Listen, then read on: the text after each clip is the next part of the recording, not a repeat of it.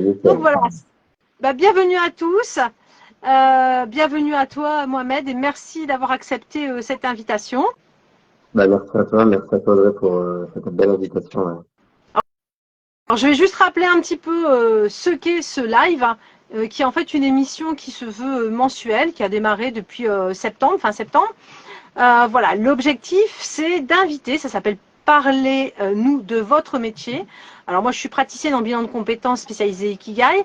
Donc l'orientation scolaire et professionnelle c'est quelque chose qui m'intéresse énormément et je me suis dit pourquoi pas une émission une fois par mois avec justement un professionnel qui viendrait de nous parler de son métier, de son parcours et partager avec nous voilà ce qu'il vit dans son métier et on pourrait lui poser des questions. Voilà, moi je l'interviewerai et puis en même temps, bah, ceux qui sont présents avec nous pourraient poser toutes leurs questions.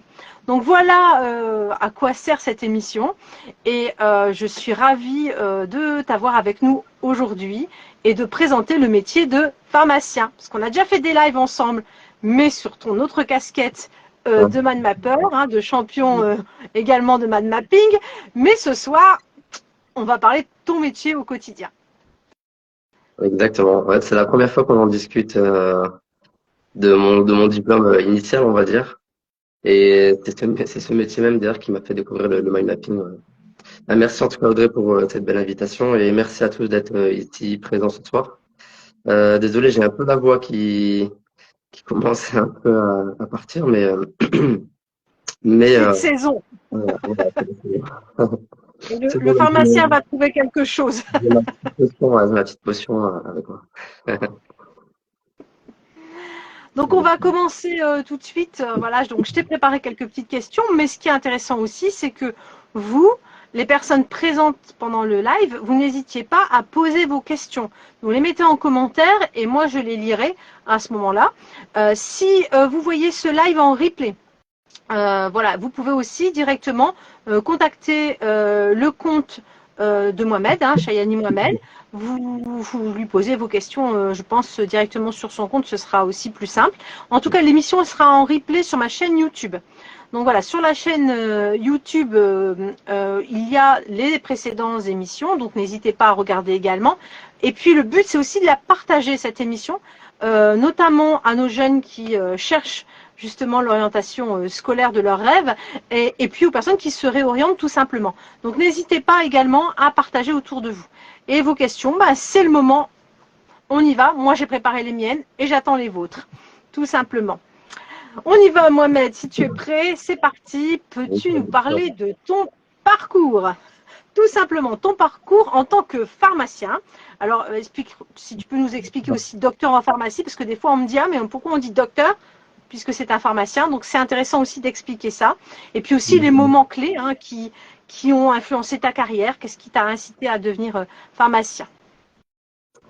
D'accord. Donc moi, ça fait maintenant 5 ans que je suis diplômé donc du doctorat de pharmacie, puisque nous faisons donc 6 ans d'études et pour valider mon diplôme, j'ai dû soutenir une thèse d'exercice, d'où l'appellation de doctorat. Et donc moi, en fait, déjà pendant mes études, je travaillais à côté de mes études. Voilà, j'ai été auteur pour un site en ligne de vulgarisation médicale. J'ai été ambassadeur pour un magazine de pharmacie. Donc, j'ai toujours voulu entreprendre ou on va dire sortir un peu des cases. Et du coup, depuis que je suis diplômé, en fait, j'ai voulu vraiment faire mon expérience avec beaucoup d'entreprises. Et ce qui fait que j'ai privilégié les CDD que les CDI. Et du coup, pendant mon parcours depuis 5 ans, j'ai pu du coup voyager avec mon diplôme, ce qui m'a permis notamment de découvrir la Réunion ou Mayotte. Donc, je pourrais vous en parler tout à l'heure plus en détail. Mais aussi en métropole, j'ai pu travailler dans le Nord, comme là actuellement je suis plus dans le Sud. Donc, on va dire que ce diplôme m'a permis de voyager, de voir différentes manières de travailler, différentes entreprises, parce que je voulais pas me cantonner, on va dire, à une seule entreprise avec mon CDI direct. Et c'est ce qui fait que je pense que là, maintenant, au bout de 5 ans, j'ai fait plus d'une dizaine d'entreprises et c'est ce qui me donne, on va dire, cette richesse de pouvoir m'adapter, on va dire, à chaque environnement et à chaque patient. Comment ça t'est venu l'idée de faire des études voilà, vers ça, quoi, finalement?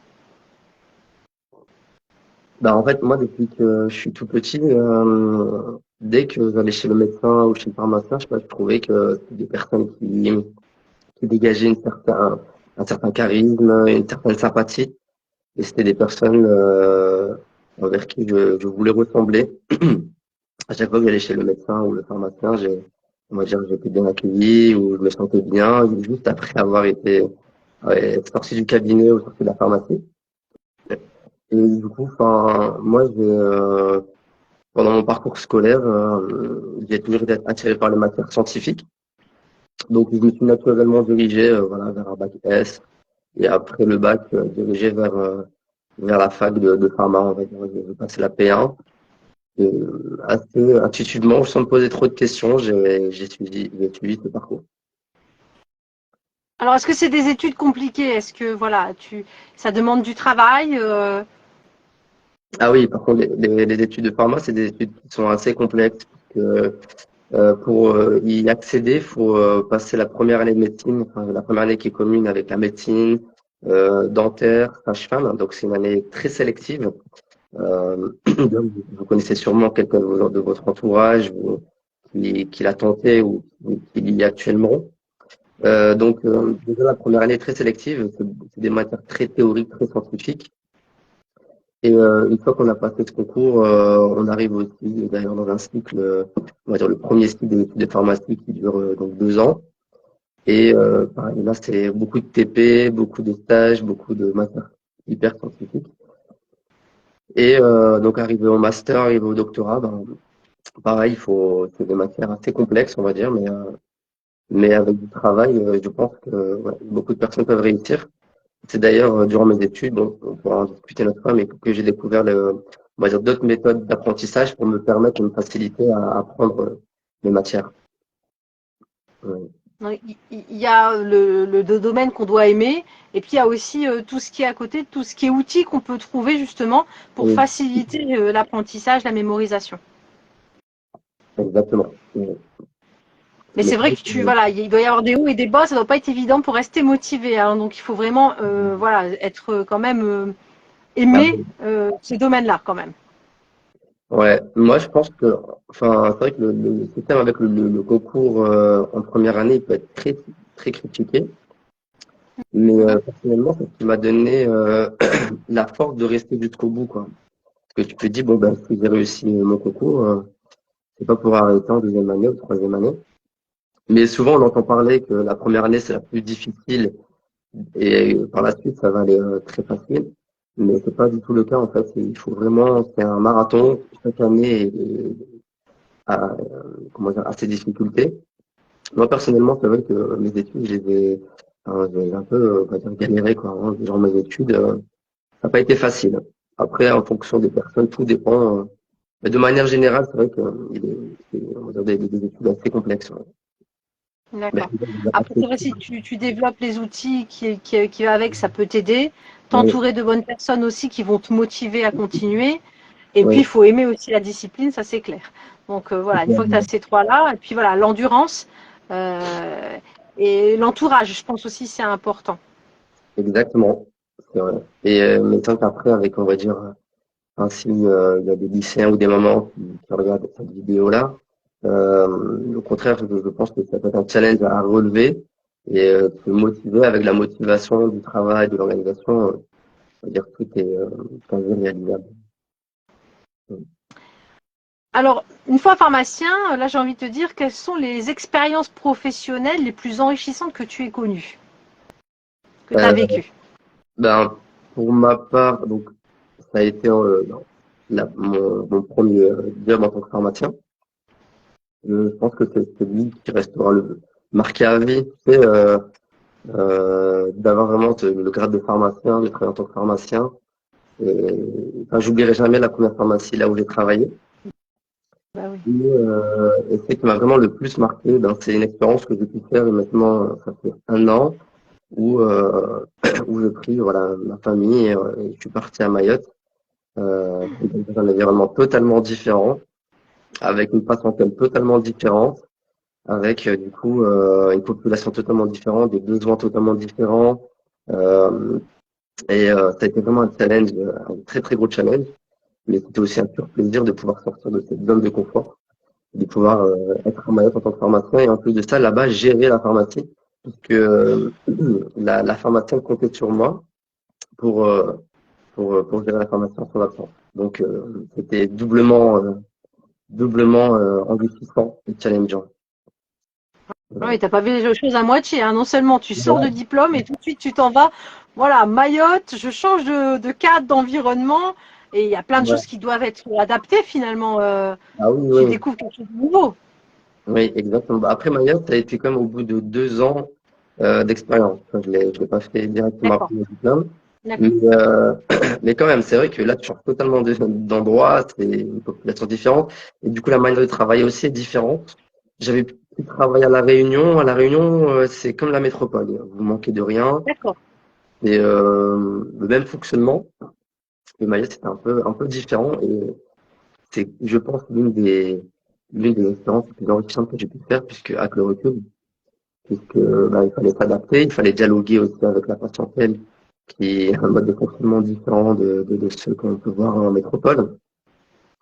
Gérer les commandes, gérer du coup l'approvisionnement des médicaments, gérer la grossiste. C'était différent. On est très enrichissant, franchement. Donc non Et là, seulement tu nous présentes le métier de pharmacien, mais pharmacien globe-trotteur également. ouais. Ah bah oui, enfin, moi je pense que ça se voit un peu avec ce que je propose pour ceux qui regardent un peu ce que je fais sur Instagram. C'est vrai que j'ai pas voulu, on va dire, rentrer dans le dans le cadre. J'ai du mal à rester dans un cadre entre guillemets. Mais là, pour paradoxalement, là, ça fait 1 an que j'ai signé mon premier CDI, quitte à décevoir certains. Mais là, ça, c'est la première fois que je suis en CDI. Mais après, c'est un CDI quand même qui m'arrange un peu, puisque ça me permet aussi quand même de développer, de me dégager du temps pour développer mon activité à côté. Des choses. Mm, mm. Voilà. Alors on a une question de Afida qui demande, Ouais. Samaïkoum, quelles sont les différences entre pharmacien et préparateur en pharmacie dans les fonctions au sein d'une officine? Bon, en fait, le pharmacien, ça va être souvent le titulaire ou le manager, on va dire celui qui va gérer l'équipe. Donc, en fait, il y a vraiment une question de gestion et de management. Après, le préparateur, lui, il va être plutôt, on va dire, celui qui va. À l'époque, c'était plutôt celui qui préparait donc les médicaments, comme son nom l'indique. Maintenant, c'est celui qui va plus faire du comptoir, même si on peut voir des pharmaciens au comptoir, hein. Mais Ouais, le préparateur, il n'aura pas cette casquette de gérant en fait, et de manager. Après, d'accord. aussi, on va dire, le pharmacien, il a la responsabilité. Donc, c'est au pharmacien d'avoir la responsabilité. Et bah, on va dire, on reste les référents. Donc, s'il y a des questions, s'il y a des choses qu'on ne sait pas ou autres, les préparateurs viennent automatiquement voir le pharmacien pour valider dans leur questionnement. Ok. Bon. Je sais pas si j'ai répondu à la question de précédent, mais C'est clair. Enfin, pour moi, c'est ouais, clair. On voit bien la différence. ouais, Alors, est-ce que tu as eu des défis spécifiques voilà, dans ta carrière, hein, là, ouais. dans ta pratique professionnelle, et comment tu les as surmontés? Ben, franchement, la première chose qui me vient en tête, c'est que, en fait, quand dans les études du pharma, donc c'est très, très scientifique. On va dire, on étudie beaucoup dans les pathologies et beaucoup les médicaments. Donc, il y a beaucoup de chimie, voilà, c'est très cartésien, etc. Mais dans la pratique, il y a une chose, en fait, qui m'a marqué, c'est la gestion humaine. C'est-à-dire qu'en fait, on arrive en entreprise, on a des personnes à gérer, que ce soit les patients, clients, donc ce sont des personnes à part entière qui viennent, avec qui on doit dialoguer, avec qui on doit communiquer, chose qu'on n'a pas forcément appris profondément durant nos études, mais aussi avec les collaborateurs. Donc, chose qui... Mhm.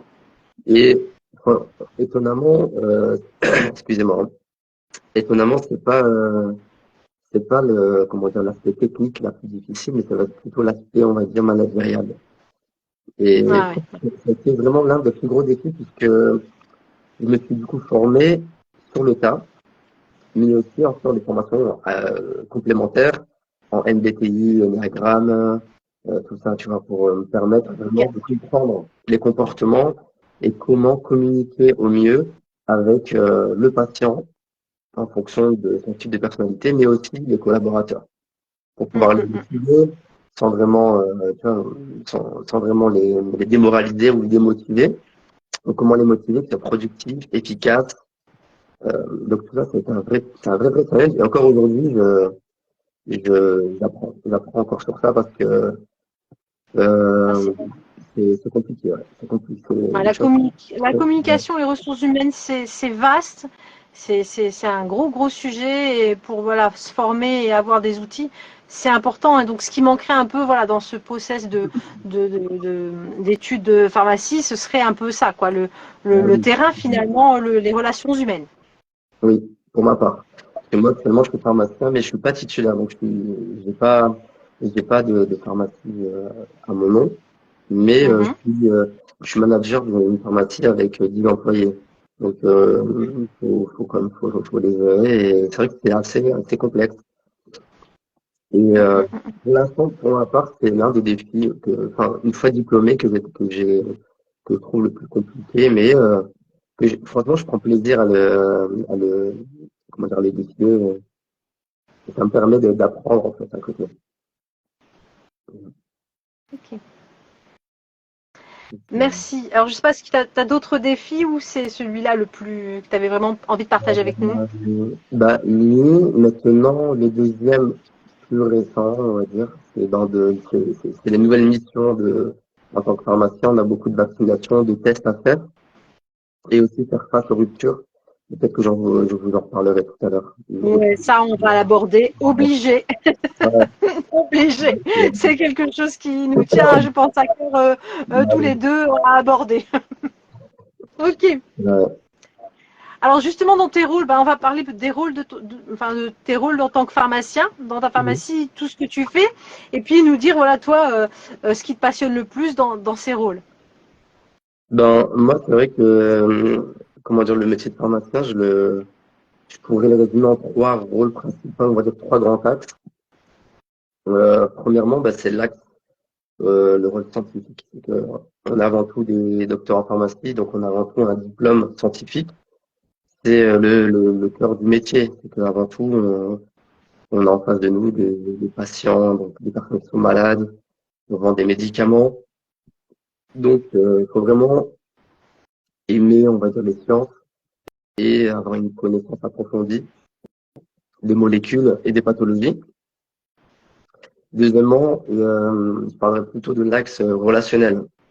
Donc, que Mhm. ce soit, comme je disais tout à l'heure, envers les patients, mais aussi envers les collaborateurs. Donc, pour faire pharmacien, je pense qu'il faut vraiment aimer les gens. Franchement, Mhm. faut aimer parler, discuter. D'ailleurs, beaucoup de personnes en pharma, puisqu'en fait, le diplôme de pharmacien peut aussi donner des métiers dans l'industrie et aussi à l'hôpital et en laboratoire d'analyse médicale. Il y a beaucoup de personnes donc, qui se rendent compte au final, au cours de leurs études, qu'ils n'ont pas ce relationnel-là, qui est Ouais, primordial pour ce métier, vont plus se diriger vers des métiers, enfin, des postes de pharmacien en industrie ou à l'hôpital, qui, euh, voilà, on va dire, clairement, ils sont dans des bureaux où ils doivent gérer que ce soit des collaborateurs, mais pas les patients. Donc, Mhm. vraiment, le côté humain, qui est quand même hyper important. Donc, comme ça. Et troisièmement, je dirais l'aspect, on va dire managérial ou casquette de chef d'entreprise. Et ça, là, au début, j'avais du mal avec cette casquette-là. Enfin, voilà, quand j'étais étudiant, j'avais plutôt choisi, on va dire, cette branche-là plus pour son côté scientifique que commercial. Mais Que le manager. voilà, mais là, en fait, j'apprends à aimer cette casquette et je l'apprécie de plus en plus. C'est- Je pense que c'est ce qui fait une force aussi du pharmacien, c'est d'avoir ces trois casquettes. Mm. Mais ce que j'aime bien, c'est que tu nous expliques, voilà, qu'il n'y a pas que le côté, parce que souvent on dit pharmacien, oui, c'est celui qui vend les médicaments, voilà. On en Ouais, oublie tout le côté relationnel, alors que le plus souvent, bah, aussi, il y a le rôle de conseil. On peut aussi aller demander à son pharmacien des conseils, puisque, bah, comme tu le dis, vous avez des études scientifiques qui vous permettent aussi d'avoir étudié les maladies, étudier, voilà, vous ne remplacez pas le médecin traitant, mais vous avez ce rôle-là. Et moi, j'ai juste envie de te poser une question, ce qui m'est venu comme ça, c'est que, par exemple, bon, en tant qu'infirmière, ben, je sais que parfois les prescriptions, on avait un rôle de les relire, parce que s'il y avait des erreurs, on pouvait être aussi responsable quelque part de pas avoir tiré la sonnette d'alarme. Est-ce que ça t'arrive ça? Est-ce que c'est des voilà, ah est-ce que oui. toi aussi tu dois vérifier? Est-ce qu'il y a des fois des choses qui te surprennent, une erreur parce qu'on est humain, le médecin qui fait une erreur dans la prescription, des choses comme ça? Est-ce que ça t'arrive? Bah oui, bah, pour revenir sur ce que tu dis, c'est vrai que nous, on est les seuls professionnels de santé de proximité, accessibles sans rendez-vous, n'importe quand vous rentrez dans n'importe quelle pharmacie. Vous voulez voir le pharmacien, donc il y a toujours un pharmacien pour qu'une pharmacie soit ouverte. Et vous pouvez le rencontrer sans rendez-vous, lui poser toutes vos questions sans rien payer, quoi. Enfin, c'est vrai que ça, c'est une des particularités de notre métier. Donc, on a vraiment ce rôle de conseil et de santé publique, de prévention. Euh, et bien évidemment, c'est vrai que l'un des rôles phares aussi de notre métier, bien sûr, c'est la délivrance de médicaments, qui englobe, on va dire, des fois 80% de notre travail, hein. Et, euh, et bien sûr qu'il y a il y a une vérification de l'ordonnance et une validation. C'est que, moi, par exemple, je fais un double contrôle des délivrances d'ordo. C'est que Super. soit le matin ou l'après-midi ou le soir, je vérifie toutes les ordonnances qui ont été délivrées par mes collaborateurs. Ah Donc, oui. il y a une double vérification. Exactement, ça peut arriver, les médecins peuvent se tromper. Et donc, à nous de vérifier, puisque la responsabilité, c'est la nôtre. C'est que nous, on a certes eu l'ordonnance, s'il y a eu une erreur et qu'on a délivré le faux médicament, la responsabilité, c'est celle du pharmacien, c'est celui qui aura délivré le médicament au patient. Donc, on doit vraiment faire gaffe aux contre-indications, euh, est-ce que les médicaments sont adaptés à la personne, est-ce qu'il n'y a pas d'interaction entre elles. Donc, Mhm. hyper gaffe, ouais. Ouais. Donc c'est un métier aussi avec une grosse responsabilité, hein. Là, on parle de vie humaine, c'est pas rien. C'est vrai, malheureusement, enfin après, c'est vrai que ça, c'est des choses que les pharmaciens pourraient te dire aussi, ceux qui seraient pharmaciens me comprendront, mais malheureusement, on a des gens maintenant qui ont moins conscience de ça. J'ai l'impression que avant, les gens, ils avaient plus conscience quand même que, on va dire, de la dangerosité des médicaments. Euh, Mhm. moi, je peux voir quasi toutes les semaines des personnes qui vraiment considèrent la pharmacie comme un simple commerce, comme si on vendait des simples bonbons ou une simple Voilà, piscine, mais c'est pas du tout ça. Mais tout bon, à fait. à nous de le rappeler. Ouais. Ouais. Alors dans tes responsabilités aussi, donc on a vu délivrance, discussion, conseil, management des équipes. Voilà, c'est pas mal de responsabilités déjà. Et on Ouais. vous a quelque part depuis quelque temps ajouté la vaccination aussi. Ça l'était pas au Exactement. début, ça. C'est il y a quelques années, ça. Ouais, exactement. En fait, ça a commencé avec ma promo. Donc, moi, je suis la promo 2018 où les formations de vaccination étaient intégrées au cursus à l'université. Avant, c'était pas du tout le cas. Et maintenant, et depuis cette année, depuis 2023, on peut vacciner les adultes et les enfants de plus de 11 ans pour pas mal de vaccins. Ouais. Donc, ça, c'est D'accord. ça nous demande aussi à nous comment dire, de se former, aussi d'organiser ça, on va dire de faire les choses bien. Donc, c'est vrai que ça demande une responsabilité en plus. Ouais. Après, à titre personnel, moi, je trouve ça bien, même si c'est vrai que tu peux comprendre que c'est contraignant pour certains pharmaciens, mais je trouve que ça valorise quand même le métier et en plus de ça, c'est une toute autre approche d'avoir le patient, on va dire, en confidentialité, parce que souvent au comptoir, les gens n'osent pas trop parler, par exemple, que tout le monde écoute, un truc un peu, ils ont peur que tout le monde entende ce qu'ils disent. Donc là, le fait d'être en confidentialité, de pouvoir discuter un peu avec les patients pendant que je fais le vaccin, je trouve que c'est une autre approche et c'est enrichissant. Ouais, c'est une autre organisation aussi. Il faut vraiment prévoir ça dans la pharmacie. Ah oui, Ouais, non, par contre, c'est vrai que Mm, c'est une organisation, ça, mm, mm. ça demande de se bouger, mais c'est positif. Franchement, moi, je vois ça d'un œil positif. Alors, tu as une question là, Samaïkoum. Est-ce que les parapharmacies en ligne Mhm. représentent une réelle concurrence?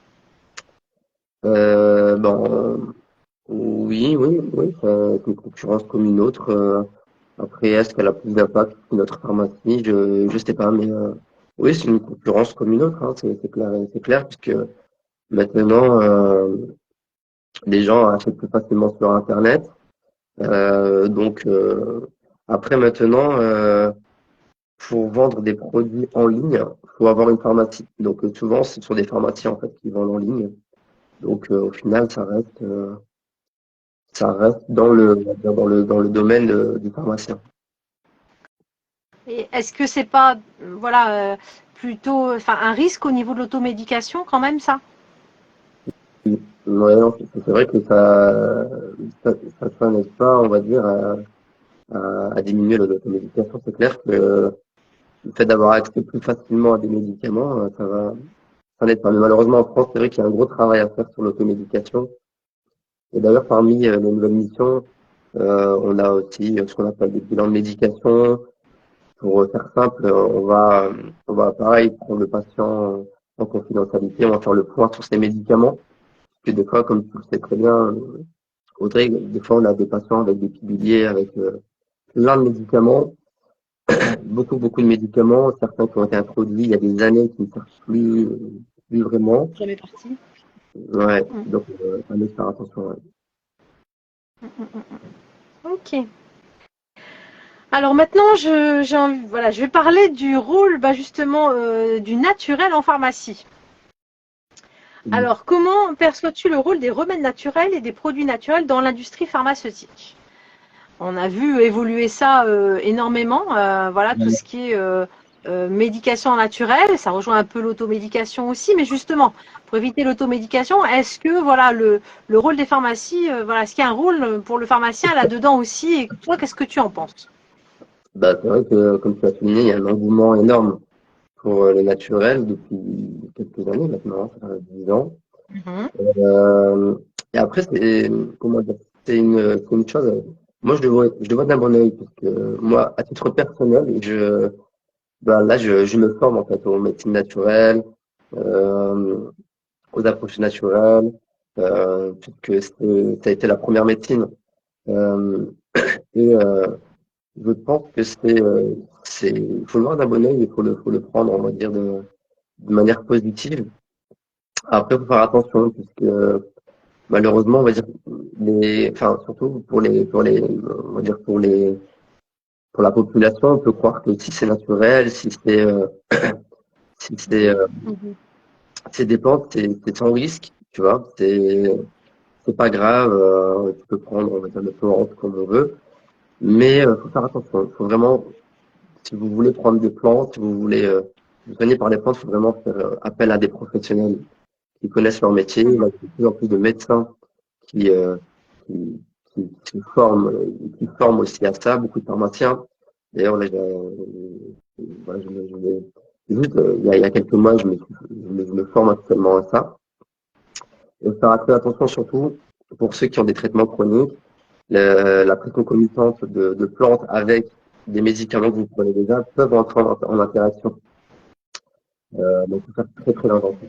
Donc, à titre d'exemple, par exemple, certains ils vont prendre la reine des prés, donc, qui est une plante qui peut être donnée pour des douleurs, mais si à côté ils prennent déjà du cardésique ou de l'aspirine, ben, ça peut rentrer en concurrence, tu vois. Et vaut mieux éviter. Pareil pour le mydpertuis avec ceux qui sont sous AVK, c'est-à-dire ceux qui vont avoir des médicaments pour fluidifier le sang. Certaines plantes peuvent en fait inhiber l'action des médicaments ou au contraire augmenter leur toxicité. Donc Mhm. c'est une chose, moi personnellement que je vois d'un bon oeil, mais à chaque fois, il faut faire attention, il faut bien se former et faire très attention à qui on demande conseil, parce que malheureusement, comme il y a un engouement sur ça, malheureusement, il y a beaucoup de personnes qui veulent en profiter et mais malheureusement peut-être pas pour les bonnes raisons, pas pour le bien-être du Mhm. patient. Tout à fait. Alors c'est vrai qu'on a bon maintenant on voit dans les pharmacies, hein, on a les rayons, tout ce qui est huile essentielle, les tisanes, Oui, les choses très naturelles. Voilà, on les voit en vente aussi. Et après on voit aussi les clients qui voilà de plus en plus vont trouver les méthodes sur internet et puis vont faire leur popote et voilà sans prendre en considération voilà les effets secondaires, les interactions médicamenteuses, les effets vraiment, par exemple pour la grossesse, des choses comme ça, les conditions qu'il faut absolument pas prendre telle ou telle plante. Voilà, donc ça, c'est une mise en garde, mais votre pharmacien, il est capable de vous répondre normalement si oui ou non. Voilà, il faut vraiment vous entourer de professionnels quand vous allez dans le naturel. Parce que je pense que le naturel, il se développe aussi dans au niveau des lobbies pharmaceutiques. Hein, on voit quand même que maintenant, il y a pas mal de choses qui sont en vente mais ça reste, même si c'est naturel, bah, c'est que ça fonctionne. Donc, si ça fonctionne, il y a aussi des effets secondaires comme les médicaments. Donc, il faut rester avec cette idée-là. Si ça soigne, ça peut aussi avoir des effets secondaires. Et votre pharmacien, il est là aussi pour vous conseiller. Et maintenant, souvent, je vois dans les pharmacies des personnes qui sont chargées. Voilà, on voit, bon, c'est ceux qui s'occupent par exemple de l'aromathérapie, ils ont leur petite étiquette, c'est eux qui vont conseiller spécifiquement là-dessus. exactement. Mais bon. C'est vrai que vous pouvez Donc toi, voir. tu es plutôt favorable à ça, le naturel? Ah oui, oui, moi d'ailleurs, j'ai fait ma thèse sur une plante, sur la graine de nivelle et ses effets sur la leucémie aiguë lymphoblastique. Donc, c'est un type de cancer Mhm. qui touche principalement les enfants. Et voilà, moi, c'est un sujet qui m'intéresse depuis que je suis tout petit d'ailleurs. Parce que Mhm. depuis que je suis tout petit, je me soignais avec les plantes. Ma mère me soignait beaucoup avec les plantes. Donc, très content ouais, qu'il y ait un engouement sur ça. Et après, en ce moment, je me forme. Quoi. Je pense qu'il faut se Oui, faut former. se former. Faut se Ouais, former. faut se former. D'ailleurs, Du coup, il y a une ça question dans ce sens-là.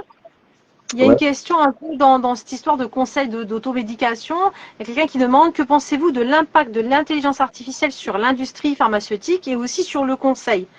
Ben oui, parce on va sur ChatGPT, on dit voilà, je voudrais prendre une plante pour tel truc, qu'est-ce que vous me conseillez? Et il peut vous donner des Oui, réponses. Hein. Alors, qu'est-ce que tu penses de cet impact-là?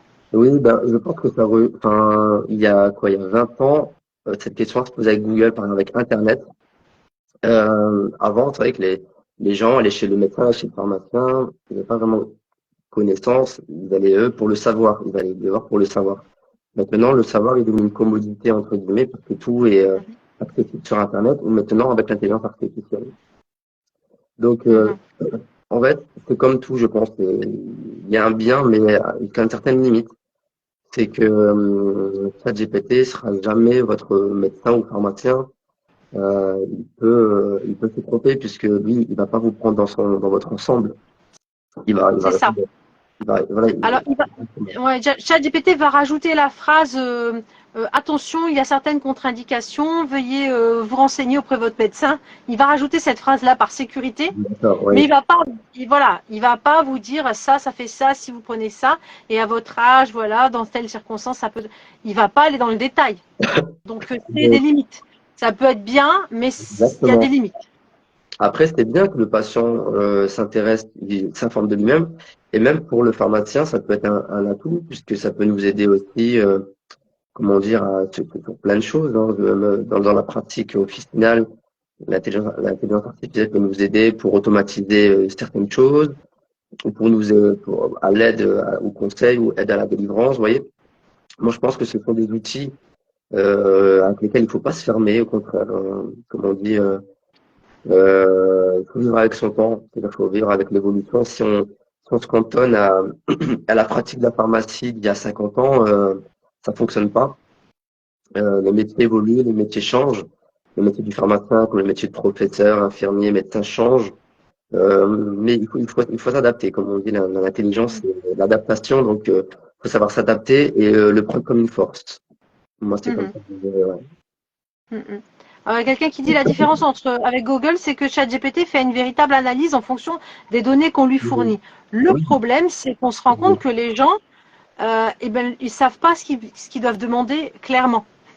Ouais, Donc, effectivement, ils vont donner des informations, ils vont poser la question, qu'est-ce que je peux prendre pour tel ou truc, mais ils vont oublier de dire, mais je suis âgé de tel âge et je prends déjà tel ou tel médicament et je suis suivi déjà pour telle ou telle pathologie. Les gens vont oublier de mettre des informations, donc il va analyser, mais voilà, l'intelligence artificielle va analyser jusqu'à une certaine limite.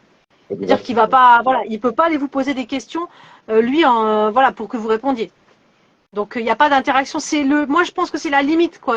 C'est bien. Il faut aller voilà, il faut aller chercher, comprendre ce que vous prenez.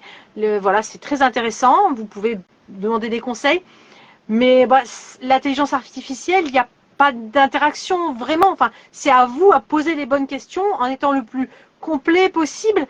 Et il n'y aura pas d'échange. Il ne va pas aller en profondeur vous poser des questions pour ça, je pense. Je pense que voilà, c'est la limite. Moi, c'est vrai que je dis un truc peut-être un peu bête, mais je pense que c'est comme la calculatrice quand on était à l'école. En fait, ce que tu utilises pour 1 plus 1 égale 2, bah, au final, tu vas pas faire comment dire, cet effort de réflexion. Mais si une calculatrice en maths, tu l'utilises pour vérifier tes résultats, donc là, tu en fais une pratique intéressante. Donc je pense que ça peut être intéressant dans le sens où tu veux vérifier de toi-même, tu veux comprendre par toi-même ce que tu as, donc tu vas poser tes questions. Et pour le professionnel de santé, donc toujours, pourquoi pas utiliser ces outils-là pour confirmer leur diagnostic ou peut-être qu'il va ajouter une chose en plus auquel il n'a pas pensé, vous voyez, mais ne pas, ne pas se fier uniquement à ça. Non. Puisque c'est vrai que l'intelligence artificielle c'est bien, mais l'intelligence naturelle c'est mieux, je pense, parce que on va dire, il y a le côté humain qu'on ne pourra pas nous enlever les émotions, le langage non verbal, enfin, prendre la personne dans son ensemble, son vécu, sa façon de vivre, ses habitudes. Euh, c'est des choses, je pense, qui sont quand même assez limitées sur ChatGPT. Il y a l'expérience humaine. Alors, ChatGPT apprend très vite, n'est-ce pas, par rapport à toutes nos questions. Donc voilà, voilà, ça s'enrichit de plus en plus les réponses. Mais là, le problème, il y a l'expérience humaine aussi qui est derrière. Alors, donc ma question portait aussi sur l'impact de l'IA sur la recherche pharmaceutique. Ben, Est-ce que voilà. tu as des informations là-dessus? C'est vrai que sur la recherche un peu moins, j'avais un peu moins d'infos, ouais, enfin, moi je pense qu'il faut pareil, il faut pas se fermer, puisque si l'IA peut comment dire, peut analyser 1000 recherches en quelques fractions de secondes pour notamment faire des avancées scientifiques, je pense qu'il faut les utiliser. Maintenant, Mhm. pareil, je pense que comme je disais dans les films, c'est un pouvoir nécessite une grande responsabilité. C'est-à-dire que si c'est donné aux chercheurs, vous voyez, un outil comme hyper puissant pour les chercheurs, pour les aider dans leur recherche, c'est la bienvenue. Maintenant, Mhm. si c'est pour faire discréditer des recherches ou utilisé par n'importe qui, alors que eux-mêmes ne comprennent même pas ce qu'ils écrivent, non, à ce moment-là, je pense que c'est pas une bonne chose de le faire, mais Mhm. euh, l'utiliser pour des personnes compétentes et qui savent ce qu'ils font, je pense que ça peut être vraiment très très bien. Au contraire, faut pas se fermer. Bah, les outils Voilà. sont bons. Ça dépend dans les mains de qui ils sont, de toute façon, déjà. Après, l'IA, l'avantage, c'est Exactement. bah, le traitement de données avec une rapidité énorme et Oui, avec le regroupement mondial des informations. Donc, ça, c'est top. bien sûr. Maintenant, c'est pareil. L'humain derrière reste celui qui va mettre les données à l'intérieur et poser les bonnes questions et essayer de faire de la recherche. Au départ, c'est lui qui va demander. Donc, je pense que voilà, c'est comme tout outil, il y a du bien, il y a du mal selon l'utilisation et entre les mains de qui on le met, tout simplement, je pense. Oui, c'est vrai que pour simplifier les choses, je pense que ça reste un outil. Ouais. Euh, Alors, il y a eu des questions, mais ah, de toute façon, je vais y répondre ces questions-là parce que c'était la prochaine que ah j'allais oui, te c'est vrai. poser. Voilà, donc j'allais te poser la question sur les influences externes et le lobbyisme. Dans quelle mesure penses-tu que l'industrie pharmaceutique est influencée par les intérêts externes et les lobbyistes? Moi, je pense que c'est pas plus qu'ailleurs. C'est que dans toute industrie, bien sûr, qu'il y aura du lobbyisme. Après, je pense qu'il faut quand même déconstruire ce fantasme un peu où l'industrie pharmaceutique soit un peu, comment dire, le big pharma soit un peu les méchants, tout ça. Après, moi, à titre personnel, dans ma pratique, on va dire, si tu veux, j'y suis pas vraiment confronté non plus. Ça, enfin, nous, quand on reçoit des labos, quand on reçoit les industriels, ben, ils nous proposent leurs produits. Après, à nous de choisir, en pharmacie, hein, pharmacie d'officine, à nous de choisir oui ou non si on souhaite travailler avec eux, si on souhaite avoir leurs produits. Et d'ailleurs, durant nos études, on nous apprend aussi aux pharmaciens d'avoir un esprit critique sur tous les produits. Donc moi, C'est ça. personnellement, j'ai une totale liberté et sur le choix de la gamme et sur mon conseil. Après, moi, par exemple, mon titulaire, il a aucune pression sur moi. Enfin, j'ai C'est une totale liberté. C'est que maintenant, après, ça peut exister des pharmacies. Vous voyez, vous avez un peu comme partout, vous avez des titulaires ou des pharmaciens qui vont privilégier des produits avec une marge intéressante, des produits, voilà, alors qu'ils n'ont pas plus d'efficacité qu'un autre. Mhm. Mais je pense que ça reste comme assez minoritaire et que la plupart des pharmaciens, sachez-le, ce sont vraiment des personnes, on va dire, qui sont passionnées par leur métier et qui prennent réellement comment dire, le soin des patients avec une réelle importance. On a avant tout des professionnels de santé. Donc moi, à titre personnel, quand j'ai des patients qui viennent au comptoir et qui me posent des questions, ben, je vais leur conseiller ce qui me correspond, enfin, ce qui me paraît pour moi le mieux pour eux en tant que conseil. Après, pour les ordonnances, ça c'est différent. Ce sont des médicaments qui ont été prescrits Là, par c'est le médecin. Voilà. Là, on ne peut pas se situer comme on souhaite. tout à fait. Après, on Ouais, peut là, pas ta marge, t'as une marge, mais qui est quand même, quand tu as une ordonnance, tu es quand même un peu limité avec l'ordonnance quand même. la Par marge, contre, là, elle va se, pardon. ouais, en fait, excuse-moi, hein, mais elle va se faire sur ton choix de labo. C'est-à-dire que il y a D'accord. des labos avec qui tu vas le travailler, des génériques avec qui tu vas travailler, d'autres avec qui tu vas pas travailler. Bon, là, c'est un D'accord. peu, là, je rentre un peu dans les détails, mais en gros, t'as tu restes quand même assez libre quand tu es pharmacien et encore heureux. En France, en tout cas, dans d'autres pays, je sais pas comment ça fonctionne, mais en France, en tout cas, on est libre on est libre à 100%. Il y a même des pharmaciens qui ont totalement décidé de virer tout l'apparat. Il y a, il y a plus de produits cosmétiques et vous trouvez que des produits naturels, par exemple. Ça existe. D'accord. En fait, justement, ça revient à la question il y a quelqu'un qui avait posé une question. Bah, comment tu fais pour allier justement face à les lobbies Mm. big pharma et tout ça, ton éthique avec ta pharmacie? Comment tu fais? Ouais, ben, c'est ce que enfin, j'ai essayé de répondre à ça aussi, c'est que moi, je suis en totale liberté. Donc, à moi d'avoir mon regard critique sur les produits qu'on me propose. C'est vrai que moi, je ne vous cache pas, on a des labos qui viennent tous les jours à la pharmacie. Ben, ils sont pas tous intéressants, vous voyez. Donc, je pense que c'est ce qui fait aussi la force des pharmaciens en France, et on doit le garder. C'est qu'on n'est pas comment dire, des, des commerciales de la grande distribution. Voilà, on est avant tout des professionnels de santé, donc il faut faire attention aux produits qu'on vend. Certes, Mhm, on reste un commerce, il faut faire tourner, mais on a quand mhm. même une éthique. Il faut faire attention aux produits, quoi. C'est que nous, on choisit complètement les produits avec qui on veut travailler, d'autres avec qui on veut pas. Vous avez beaucoup de marques qui sont sur TikTok, par exemple, très connues ou très en vague sur TikTok, mais qu'on décide de pas mettre en pharmacie pour pas discrédibiliser aussi le pharmacien. Et si on commence à vendre tout et n'importe quoi pour avoir certaines marges, c'est pas terrible. D'accord. En fait, on peut dire quand même que ça dépend du pharmacien quand même. Ah oui, beaucoup. Euh, Beaucoup, ouais. Beaucoup, Ça beaucoup. dépend aussi de ce qu'il décide Ouais. lui-même, de comment il va mettre son éthique voilà, au service du client et pas au service des lobbies peut-être. C'est ça aussi. Ah oui, franchement, c'est vrai que moi, je pense que c'est comme le médecin, choisissez bien votre pharmacien. Franchement, c'est Voilà, un pharmacien avec qui vous avez confiance, voilà, qui tout vous à fait. conseille de vos produits. Mais je pense que ça se fait naturellement. Certes, par exemple, je le sais que pour des produits, on va dire, de la parapharmacie, où on va essayer d'aller là où c'est le moins cher, c'est un peu comme tout le monde, hein. Oui. Mais, Mhm. mais si vous voulez des produits, on va dire, vraiment pour votre santé, pour améliorer votre santé, pour, voilà, pour vous, pour vos proches, pour vos parents, vos enfants, etc., choisissez un pharmacien, voilà, qui a une éthique, et avec qui vous Mhm. avez une affinité, et à qui vous faites confiance. Mhm. Tout à Voilà. fait. Parce que c'est vrai que moi, personnellement, c'est que dans la pharmacie où je travaille, j'ai plein de gammes de produits. Mhm. Et j'ai des produits, je ne conseille jamais. Et D'accord. voilà, parce que je sais, enfin, je sais pas réellement si ce produit va être efficace, vous voyez.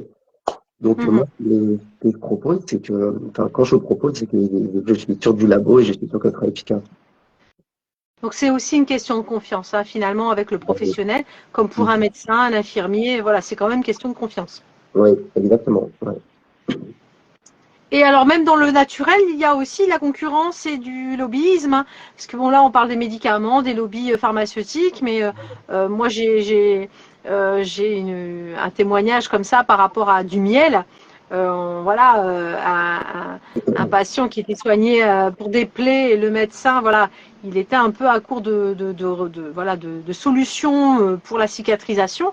Donc Mhm. l'infirmier lui propose à un moment donné lui dit bah écoutez, moi j'ai déjà vu des protocoles thérapeutiques avec du miel. Voilà, est-ce que on peut tenter? Et le médecin dit ok, mais vous allez à la pharmacie chercher le petit tube qui est comme ça de miel thérapeutique et qui coûte une fortune. Et donc là, on se dit bon, il y a un peu d'abus quand même. Voilà, à ce moment-là, on se dit, là, quand même, voilà, même là, il y a quand même un souci, parce que un petit pot de miel comme ça, bon, bah, c'est tout. La personne, après, elle a compris qu'elle pouvait utiliser du miel propre et compagnie, voilà, acheté ailleurs. Mais sur le coup, on se dit, bah, là aussi, il y a quand même dans le naturel, il peut y avoir bah, des lobbies, voilà, et du commerce, finalement. Ah oui, ah oui, d'ailleurs, vous avez certains qui ont très bien compris. Moi, par exemple, vous avez, quand je parlais des produits que je conseille pas, ben, vous avez des gammes qui ont bien compris qu'il y a un engouement pour le naturel, donc ils sont dans le naturel, mais on voit que c'est pas, qu'ils s'y connaissent pas. Vous avez des pharmacies aussi. Je tire pas Mhm. sur mes confrères, mais certains, ne font pas consciencieusement, malheureusement. Ça existe, c'est vrai. J'espère que Mhm. c'est pas la majorité, mais beaucoup le font parce que, ils ont de la demande. Ils ont de la La demande. demande, et Ouais. puis financièrement, c'est intéressant. Et c'est Voilà, intéressant, voilà. bien sûr, Il y a ouais. une marge à se faire aussi là-dessus. On est aussi un commerce. Exactement, ouais. Donc Et en oui, tout cas, faites attention. Voilà, essayez vraiment de vous sentir en confiance avec votre pharmacien. Choisissez ouais, bien. non, c'est important. C'est important. Moi, c'est vrai que je pense que c'est comme choisir son médecin traitant, son médecin de famille, comme à l'époque. Ça se fait au feeling aussi, hein, ça se fait au contact.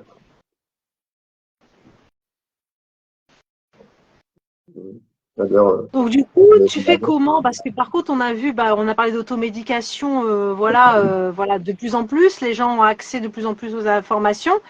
Comment tu fais, toi, pour garder ton indépendance quand tu as des patients qui viennent et qui te demandent non, moi je veux pas ça, je veux la moitié de ça, je veux pas ceci, je veux ça, et puis voilà, puisque les gens sont de plus en plus dans la revendication aussi. Comment tu t'en sors? bah, c'est vrai que déjà, ouais, ça reste, enfin, c'est pas la majorité des personnes qu'on rencontre, donc, heureusement.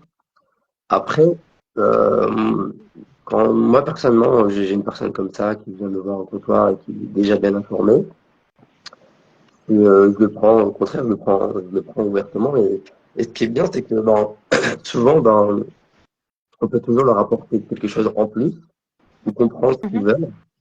Donc moi personnellement, après si des fois ça peut arriver hein, qu'ils me posent des questions sur des choses que je ne sais pas, je lui dis bon à ce moment-là, je vais faire mes recherches avec avec une base de données sérieuse et de confiance, et Ok, je reviens vers lui, il revient, je l'appelle ou autre, et on en discute et on essaye de trouver une solution adéquate. Je pense que de temps en temps, il faut faire preuve d'humilité et de dire ben, génial. on peut apprendre tous les jours quoi. Hein. Mm, mm, mm, mm, mm. Alors, il y a quelqu'un qui te pose la question, depuis le Covid, est-ce que tu as vu une différence dans ton métier? Ah bah clairement, hein, ouais, clairement. C'est que d'ailleurs, il y en a plein il y en a plein qui ont même voulu arrêter à cause de ça, parce que en fait, le gouvernement s'appuie énormément sur les pharmaciens, sur les pharmacies. Donc ça va donner quand même une surcharge de travail énorme, avec un Mhm. personnel qui, ne- qui reste le même, et avec une activité qui double, quoi. Donc il faut tenir, il faut tenir. Certains au début, vous voyez, ils ont fait le choix de même pas faire des tests. Mhm. Et ben, en fait, c'est vrai que c'est, comment dire, moi je peux les comprendre, parce que c'est vrai que c'est, euh, c'est une chose qui est demandée, qui fait pas à la base partie de notre métier, mais, et qui est quand même assez énergivore en termes de temps, d'organisation, etc. Donc, il faut vraiment une adaptation. Après, Mhm. fort heureusement, la majorité des pharmaciens ont joué le jeu, ils se sont organisés, ils ont mis ça en place, et ils ont pris leur rôle d'acteurs de santé publique, quoi, hein. Mhm. Et, Mhm. mais il y a eu, ouais, il y a eu un avant, après, en plus, même avec le Covid, on va dire que les esprits se chauffent un peu plus. Ou je sais pas si c'est les mentalités qui changent, mais même les gens, comment dire, étaient énervés un peu au comptoir. Ouais, il y avait une ambiance Mhm. un peu compliquée. Franchement, malheureusement, il y a beaucoup de pharmaciens, on va dire, isolés, ou des pharmaciens qui souffrent un peu du fait que, comment dire, ils sont de plus en plus débordés avec ça, les tests Covid, les vaccins, tout ça. Et aussi, il y a beaucoup de personnes qui font preuve d'incivilité, hein, malheureusement. Mais bon, Mhm. je pense que c'est dans toutes les professions, même en médecine, j'avais vu un article qui disait qu'il y avait beaucoup d'agressions de médecins, malheureusement. Euh, et Parce que vous êtes la soupape entre les décisions qui ont été prises au niveau gouvernemental et puis les gens, le peuple. Donc ouais, comme les infirmiers, comme les médecins, vous étiez au milieu. Et au milieu, vous avez pris, voilà, pour l'incompréhension, pour la surcharge de travail, pour les difficultés que ça engendrait. Voilà, pour les incompréhensions, les explications, vous étiez en première ligne. Donc, forcément, vous avez pris pour tout voilà, pour d'autres, ouais. Ah, je clairement. pense. Pour répondre à Hafeda, c'est vrai que je me rappelle que le gouvernement, il annonçait quelque chose à la télé. Voilà, les masques, par exemple. Les masques, on aura des masques, tout ça. Et nous, en fait, on n'avait pas du tout de masque. Le masque était obligatoire. Nous, en fait, on n'avait pas du tout encore ça. Il y avait des décalages. Du coup, les gens étaient énervés. Mhm, Franchement, c'était vraiment mhm, une période horrible pour les pharmaciens. Et certains ont arrêté. Moi, je connais un formateur. Maintenant, il fait que des formations. Il forme des pharmaciens. Il m'a dit, j'ai arrêté depuis le Covid, quoi. Parce que faire des tests tous les jours, c'était pas passionnant pour lui. mhm. Donc, ouais, ça a été un vrai chamboulement, hein. Franchement, Oui, et puis vous étiez vraiment la soupape, c'est-à-dire que faut savoir aussi que les pharmaciens devaient gérer aussi pour les personnels soignants indépendants. Donc, oui. par exemple, un indépendant infirmier libéral qui avait besoin d'autant de masques et même de protection et parfois même voilà des tests et compagnie, il avait un papier pour aller à la pharmacie aller chercher son quota. Sauf que quand il arrivait à la pharmacie, il n'avait pas parce qu'ils n'avaient pas été livrés. Donc c'était la soupape à chaque fois. Comment on va faire pour travailler? Il manquait de moyens et donc forcément le pharmacien il se retrouvait au milieu de tout ça. C'était pas un rôle facile. Voilà, ça se régule un peu, mais du coup, il y a quand même des restes, hein. On sent que les gens sont restés un peu encore un peu secoués par tout ça. C'est pas fini. C'est vrai, parce qu'en plus de ça, malheureusement, dernièrement, enfin, on voit qu'il y a une sorte de pénurie de personnel, hein. Ça devient très compliqué Ouais. de recruter.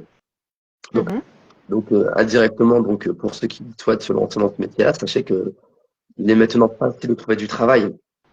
Moi, j'ai fait mes études à Lille. Et à l'époque, quand j'étais étudiant, tous les diplômés allaient travailler à Paris, tellement à Lille, c'était bouché, quoi. Il y avait pas de poste de pharmacien à Lille. Ah bon. Mhm. Maintenant, à Lille, vous trouvez un poste de pharmacien Mhm. très facilement dans la journée, quoi. Il y a beaucoup de gens qui ont arrêté, hein. Même dans le médical, Ouais. les infirmiers et tout, il y en a beaucoup qui ont arrêté aussi. Ceux qui étaient en première ligne et Ah voilà, oui. ça n'a pas été facile psychologiquement. Ah ouais. Voilà. Ah, Ouais. ma Ouais, première à ouais. l'hôpital aussi, ça a été très compliqué pour. Ah ouais, très très compliqué. Donc j'ai une question, une dernière question sur un sujet voilà, auquel on a déjà discuté, où tu avais déjà fait un réel dessus. Depuis quelques années, on est régulièrement confronté à des ruptures de stock Oui. de certains médicaments, de certains voilà, traitements. Déjà, à quoi c'est dû et quelles sont les actions pour y remédier? Ouais, c'est vrai que les manquants là, donc, en ce moment, c'est vraiment c'est le défi de tous les jours. On a des médecins, on appelle les médecins tous les jours. Les médecins reçoivent 50 appels dans la journée pour les manquants. En fait, c'est dû au fait que les industriels pharmaceutiques ont délocalisé, comme toute Voilà. industrie, délocalisé leur production de la France pour, voilà, pour dans d'autres pays où la main est vraiment chère ou tout ça, comme vous le savez. Et du coup, en France, c'est une politique de la sécurité sociale de diminuer le prix des médicaments. En fait, il faut savoir que tous les produits subissent l'inflation. Pardon, là, j'ai la voix qui commence à partir. Comme on dit, c'est le cordonnier le plus mal chaussé. Euh, mais Magnifique. donc là, vous avez tous les produits en fait qui subissent l'inflation, sauf les médicaments. Les médicaments, comment dire, le prix baisse. Médicaments remboursables, hein. Et du Oui. coup, ben, la Sécu veut du coup acheter les médicaments les moins chers possibles pour pouvoir les rembourser, etc.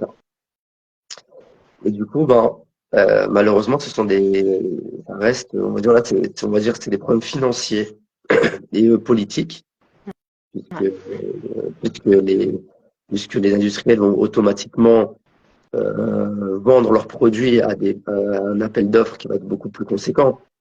Donc, si vous avez deux pays qui vont commander des médicaments à l'industriel avec un pays qui va proposer beaucoup plus cher, ils vont privilégier d'autres pays, Voilà. malheureusement. Et ça a été, on va dire, le contre-coup de la délocalisation. Délocalisation. Ouais. Donc, du coup, pour moi, la solution, c'était, il y avait un député qui avait proposé ça, je trouvais assez bien. Je pense qu'en Allemagne ou un autre pays européen, ils l'ont fait. C'est de avoir des industriels français qui vont produire voilà, les produits de première nécessité, c'est-à-dire vraiment les Oui. produits qu'on utilise vraiment couramment pour éviter des ruptures sur tout et n'importe quoi. Parce que je me souviens, C'est ça, parce que il y a quelques années, il y avait des ruptures sur des choses rares. Bon, vous pouvez comprendre, mais déjà c'était embêtant. Mais là, quand on voit qu'il y a eu des ruptures sur le Doliprane, sur les antibiotiques, on se dit, enfin, moi j'ai travaillé à Mayotte, tu dis ça commence à devenir un peu compliqué quoi. Tu te dis, on reste quand même parce la que c'est le France, client, là. C'est le bah, patient à la fin qui galère. Hein. C'est lui bah qui ouais, a des ruptures au niveau de ses traitements et ça engendre des circonstances en chaîne derrière, quoi. Donc, ouais, au moins pour les médicaments les plus urgents, les plus utilisés, dans le sens ouais. avec, on peut pas les remplacer. En fait, il y a des médicaments, on peut pas. Donc voilà, s'ils sont pas produits non plus en France, ben on arrive à des situations comme ça. Là, ça devient dramatique. Ben, moi c'est vrai, je me rappelle il y a un mec, il avait une infection ici de la gorge, tu sais. Et ben Ouais. il a pas eu son antibio, il s'est retrouvé en réa. Hein. Non, c'est clair, c'est Ah vrai. ben voilà, C'est une histoire vraie. voilà, voilà. Il s'est retrouvé en On réa. s'imagine pas les répercussions. Ouais, ouais, ouais. On parle pas de médicaments en rupture et qui sont secondaires ou qui peuvent être de confort ou voilà. Là, on parle de médicaments qui peuvent, en absence, voilà, vraiment bah, tuer les personnes, quoi, Ouais. aggraver leur situation, compliquer leur suivi et ça c'est plus possible. Donc ça c'est la solution, ce serait effectivement de réouvrir ces industries localement pour les médicaments de première nécessité, les plus importants en fait. Ah bah oui. Donc, Franchement, qu'est-ce qui est fait en ce moment? Est-ce il y a quelque chose qui est mis en place ou est-ce que c'est juste en cours? Il y a voilà, est-ce qu'il y a c'est des des groupements de propositions. pharmaciens qui se mettent en. Après, ben, nous, on essaie de se débrouiller un peu comme on peut, mais En fait, ça va pas changer tant qu'il n'y a pas de décision politique, hein, c'est clair et net. C'est ça, Plus haut, c'est c'est ça. beaucoup plus haut, hein. Après, nous, après certains, d'ailleurs, même certains politiciens remettent la faute sur certains pharmaciens. Franchement, c'est une honte. Non. Qui ont dit, ouais, la pénurie, c'est les pharmaciens qui le créent en faisant des grosses commandes. Mais c'est une blague, quand même. Franchement, ça Non, c'est. non, non, non. Il y a vraiment des traitements importants qui ont été en rupture, Bah oui. voilà, voilà, de rupture de stock et c'était vraiment pas la faute des pharmaciens. Il y avait vraiment pas de production. Voilà, la production a été faite ailleurs et ça, c'est ce qu'il faut se dire. Ça a été délocalisé. Donc voilà. Et après, bah, cette histoire de, on augmente les prix alors que, voilà, le pays qui va proposer le plus gros prix va être le premier fourni. Voilà, et puis nous, comme la sécurité sociale a essayé de garder les prix stables, voilà, c'est pour ça qu'il y a la rupture de stock. Donc là, on parle vraiment, là, pour le coup, d'histoire d'argent, de politique et d'argent. Là, ouais, là, malheureusement, nous, ça nous dépasse. Nous, on essaie de se débrouiller comme on peut. Et d'ailleurs, il faut savoir que nous, en fait, on commande soit au laboratoire producteur directement, mais qui correspond à 20% de nos commandes. 80% de notre commande, c'est ce qu'on appelle un gros site répartiteur. Bon, Oui. en gros, c'est un intermédiaire pour faire plus simple. Et lui, il a des quotas à donner pour chaque pharmacie. On ne peut pas commander les quantités qu'on veut, quoi, hein. C'est que, il faut qu'il répartisse sur le territoire autant de médicaments, on va dire, de façon équitable.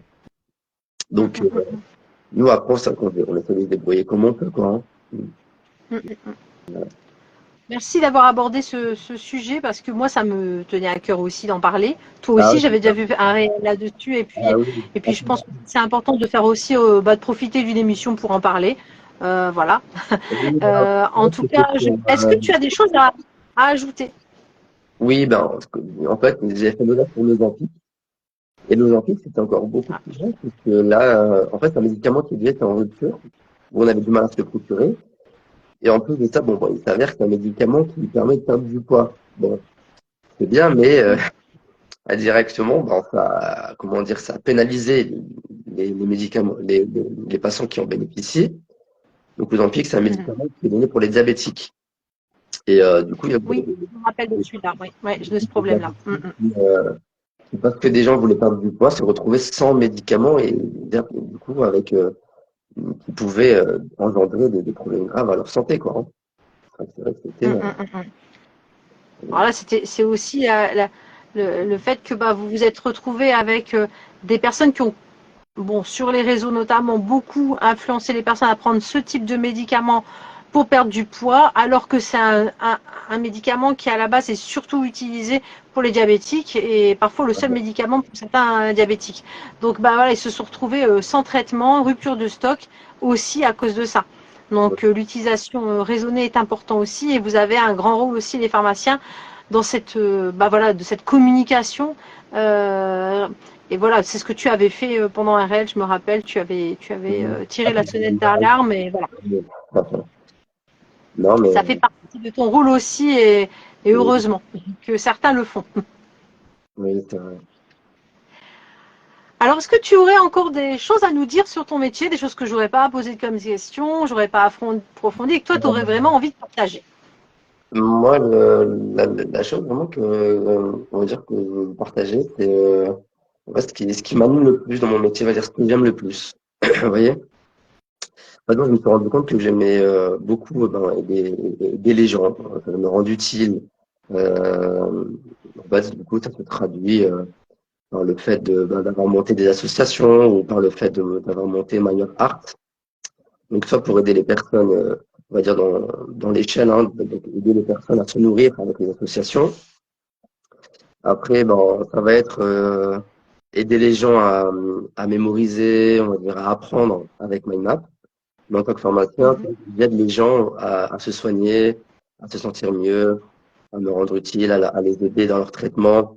Parce que j'ai en face de moi des fois vraiment des patients cancéreux, vous voyez, des patients avec des traitements chroniques lourds. Donc, et c'est vrai que c'est un métier que je trouve hyper intéressant parce qu'on est des professionnels de proximité et on est une Mhm. écoute.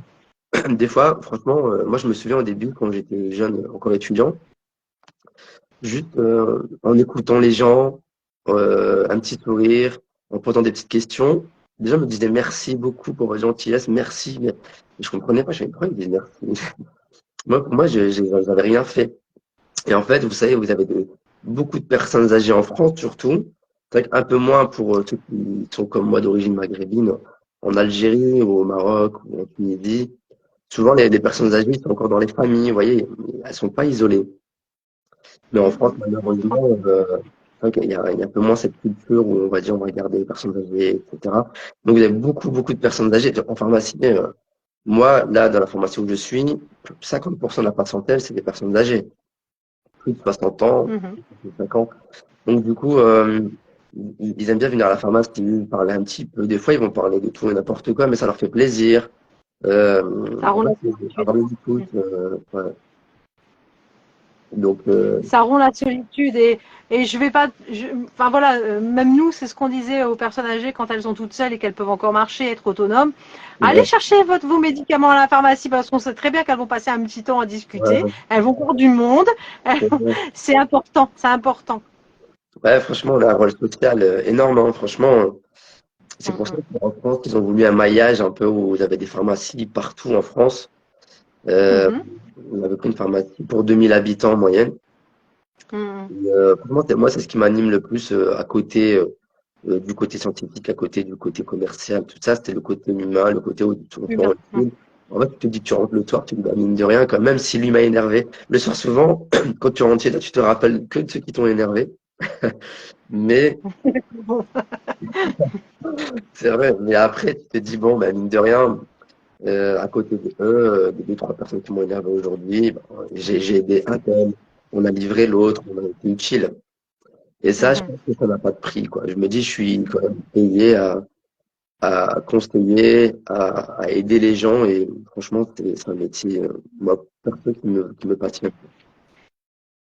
Il y a Afida qui demande est-ce que vous avez le droit d'acheter des stocks de médicaments et de les envoyer à l'étranger via des associations humanitaires? Non, c'est fini, ça. Avant, on avait le droit. Avant, les pharmaciens, de toute façon, il y a 20-30 ans, les pharmaciens, ils faisaient un peu ce qu'ils veulent. Maintenant, non, c'est interdit, maintenant, de faire ça. Ouais. Mm, mm. Alors, Malheureusement, et il y a moi, je pense eu à une question en même des temps détournements. qui me vient. Est-ce qu'on peut ramener ces médicaments? Vous savez, parce que des fois, bon, le médecin a la main lourde, hein, et puis voilà, il fait parfois des ordonnances avec des médicaments, avec des boîtes en trop. Alors, si on a un pharmacien qui fait attention, il va vous dire, je vous donne pas tout de suite, et peut-être si vous n'en avez pas besoin, voilà, voilà, il y a des pharmaciens qui font attention. Mais si voilà, si j'en ai vraiment trop, ou si voilà, qu'est-ce que je fais? Est-ce que je peux les ramener à la pharmacie? Tu parles des médicaments qui sont encore valables, c'est ça, qui ne sont pas périmés? Oui. Ouais. En fait, on va dire légalement, quand tu les ramènes à la pharmacie, le pharmacien va être dans l'obligation de les détruire. C'est, Ah oui, d'accord. ouais. Oh mince. Mm. D'accord, Nous, on peut d'accord. pas, nous, on peut pas récupérer par exemple, des médicaments, les donner ou les revendre. Alors, ça, c'est interdit d'ailleurs, Ok. maintenant, c'est hyper réglementé. Maintenant, tu sais Oui. que chaque médicament bipé, tu vois, quand on bip les médicaments là, Oui. c'est bipé, c'est enregistré, tu peux pas la rebiper deux fois, quoi. Ouais, C'est, ouais, c'est tracé. ouais. Donc, Ouais, c'est tracé. mais c'est vrai qu'avant, ça faisait beaucoup. Après, certains, on va dire, donc ça, on va dire que c'est les règles officielles, mais après, certains officieusement, bah, tu sais, ils peuvent mettre de côté, si jamais quelqu'un il est dans le besoin. Ça arrive beaucoup, des étrangers, ou autres. D'ailleurs, Mhm. on veut leur retirer l'AME, donc qui était l'aide médicale d'État. Bah, Oui, par oui. exemple, vous avez toujours, c'est vrai que ça se fait encore un peu, on va dire, pas du stock, tu dis, bah, ça, s'il y a quelqu'un qui est dans le besoin, on va lui donner, ou tu vois. Ouais. Ça peut arriver, mais après, ça va être au bon vouloir du pharmacien, mais légalement, en fait, selon les textes, t'as pas le droit. Maintenant, tout doit être détruit. D'accord. Oui, parce que moi, je me rappelle qu'on ramenait les médicaments qu'on n'avait pas utilisés. On se disait, bah, ça va être utile à quelqu'un d'autre. Et en fait, non, ça va être détruit. Là, ça va être détruit, quoi. Ouais. Ok. D'accord. Et puis, si on a des médicaments périmés, il vaut mieux vous les ramener quand même pour que vous les détruisiez ou on les jette dans les poubelles normales?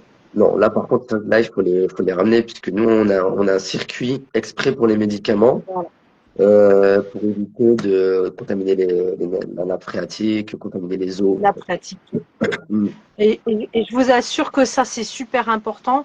Ah oui. Enfin, il y a quelques années, je suis allée visiter justement une station d'épuration et j'avais posé la question, est-ce que, comment vous faites pour tout ce qui est médicaments qui seraient, ils disaient, c'est notre problème.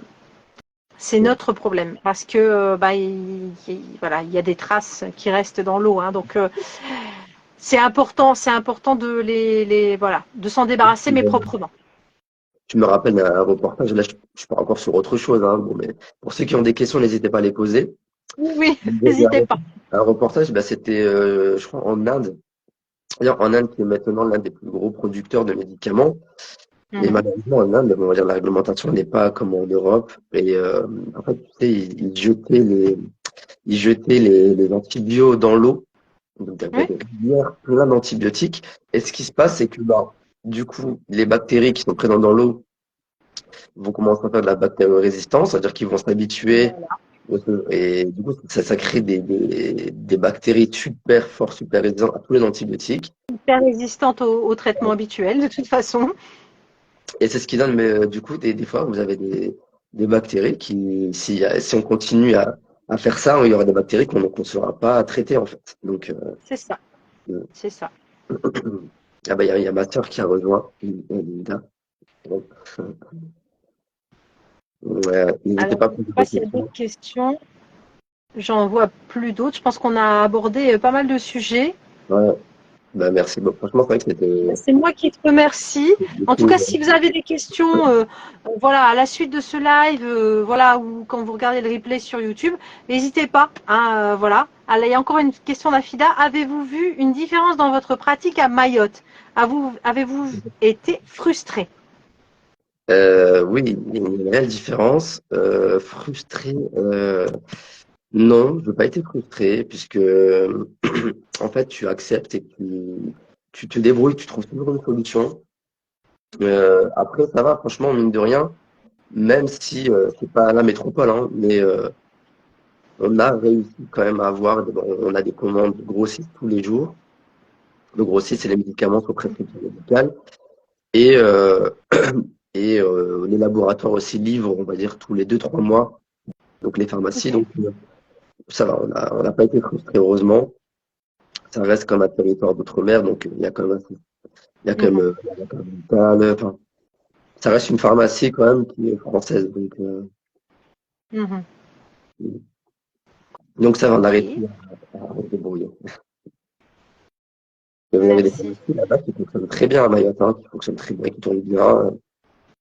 Il y a aucun souci, quoi. On va dire le souci à Mayotte, ça va être le souci de toutes les personnes qu'il y a sur l'île. Panne d'électricité, des fois il manque de l'eau, vous voyez, des choses. Le confort. Les besoins. Alors, je vois pas d'autres questions. Je crois qu'on va clôturer. Merci beaucoup en tout cas, Mohamed, pour toutes tes réponses et puis ton échange, tes informations.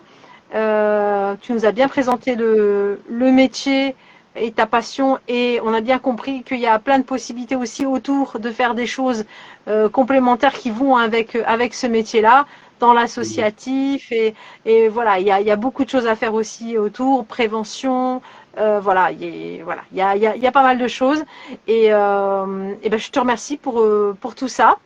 Et je te dis à très bientôt. N'hésitez pas, donc sur la chaîne YouTube, il y aura le replay. N'hésitez pas à partager et aller voir le compte donc Chayani Mohamed. Voilà, tout simplement. Et puis posez vos questions. N'hésitez pas. Merci beaucoup, Audrey. Merci.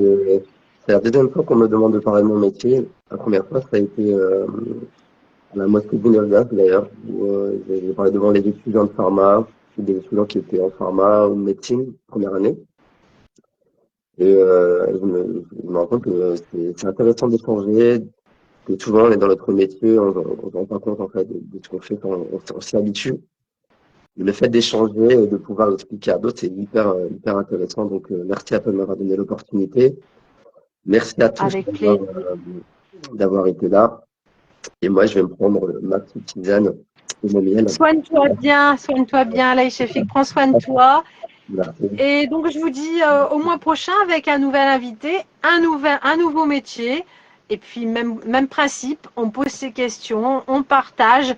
C'est l'objectif, parler de métier et puis transmettre à d'autres, à nos jeunes aussi, qui ne savent pas quoi faire. Et je peux vous assurer que c'est pas évident pour eux. Donc, qu'ils puissent poser leurs questions aussi, découvrir par des gens qui sont passionnés.